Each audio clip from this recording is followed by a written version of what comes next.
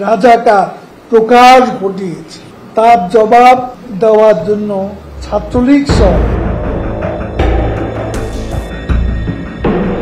1 বছর আগে ঠিক এই দিনে আন্দোলনকারী শিক্ষার্থীদের উপর দফায় দফায় ভয়াবহ হামলা চালায় ছাত্রলীগ।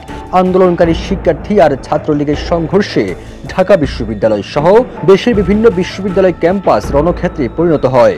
অন্যদিকে তৎকালীন মন্ত্রীদের উস্কানিমূলক বক্তব্যে ক্ষুব্ধ হয় শিক্ষার্থীরা। সেদিন ওবায়দুল কাদের বলেছিলেন, আত্মস্বীকৃতি রাজাকার স্লোগানের জবাব দেবে ছাত্রলীগ। এরপরে নিষিদ্ধ সংগঠন ছাত্রলীগ সভাপতি সাদ্দাম হোসেন হুমকি দিয়ে বলেন, যারা নিজেদের রাজাকার বলে স্লোগান দিয়েছে তাদের শেষ দেখে ছাড়বেন। যারা আমি রাজাকার বলছেন, এই রাজাকারদের নিয়ন্ত্রণে চলার স্বাদ যাদের জেগেছে, আন্দোলন যাবে, আন্দোলন আসবে, বাংলাদেশ ছাত্রলীগ থাকবে এবং সবকিছুর জবাব দেওয়া হবে। একটি ঘটনাও জবাব ছাড়া দেয়া হবে না।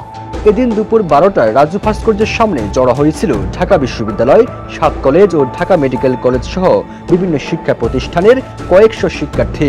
আগের রাতে রাজাকার ট্যাগিং এর ক্ষোভ তখনও কাটেনি, বরং তা ছড়িয়েছে আরো বেশি। Pick your card, tap and go. Universe. Sign up for PATHAPay. PATHAPay, your universe, your way. হঠাৎ করে উত্তেজনা ছড়িয়ে পড়ে বিজয় 71 হলের সামনে। আন্দোলনকারীদের আটকে রাখার খবরে উত্তপ্ত হয়ে ওঠে গোটা ক্যাম্পাস।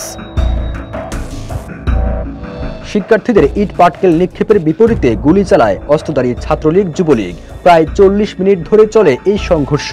এই হামলা নারী শিক্ষার্থী সহ আহত হয় কমপক্ষে 400 জন শিক্ষার্থী। বেশ কয়েকজন সাংবাদিকও আহত হন। এদিন বিকেল 4টার পর ক্যাম্পাসে দৃশ্যমান দখল নেয় ছাত্রলীগ। হেলমেট, লাঠিসোঁটা নিয়ে বিভিন্ন পয়েন্টে চলে তাদের মহড়া। ছাত্রলীগের হামলায় শিক্ষার্থীরা ছত্রভঙ্গ হয়ে এদিক সেদিক ছুটে যান। এ সময় ঢাকা বিশ্ববিদ্যালয় ক্যাম্পাসে কেন্দ্রীয় ছাত্রলীগ, ঢাকা বিশ্ববিদ্যালয়, 7 কলেজ, মহানগর শাখা ছাত্রলীগের নেতাকর্মীরা মহড়া দেয়। 15 জুলাই রাত 10টার পর ঢাকা বিশ্ববিদ্যালয়ের বিভিন্ন হলে শিক্ষার্থীদের মোবাইল তল্লাশি ও মারধর করে ছাত্রলীগের নেতাকর্মীরা। স্যার AF রহমান হল, বিজয় 71 হল, মাস্টার দা সূর্য সেন হল ও শহীদ সার্জেন্ট জহুরুল হক হলে এমন ঘটনা ঘটে। শিক্ষার্থীরা কোটা আন্দোলনে যুক্ত কিনা তা যাচাই করতে মোবাইল তল্লাশি করে ছাত্রলীগ। আন্দোলনে সম্পৃক্ত পেলেই মারধর করা হয়। এদিন ইডেন মহিলা কলেজের শিক্ষার্থীদের আন্দোলনে যেতে বাধা ও মারধর করে কলেজ ছাত্রলীগের নেত্রীরা। এক পর্যায়ে কলেজের গেটে তালা দেওয়া হয়, কিন্তু আন্দোলনকারী শিক্ষার্থীদের একটি অংশ তালা ভেঙে মিছিল নিয়ে রাজু ভাস্কর্যের সামনে যান। সেদিন ছাত্রীদের উপর লাঠিসোঁটা ও ধারালো অস্ত্র নিয়ে নির্বিচার হামলার ছবি আর ভিডিও সোশ্যাল মিডিয়ায় ছড়িয়ে পড়ে।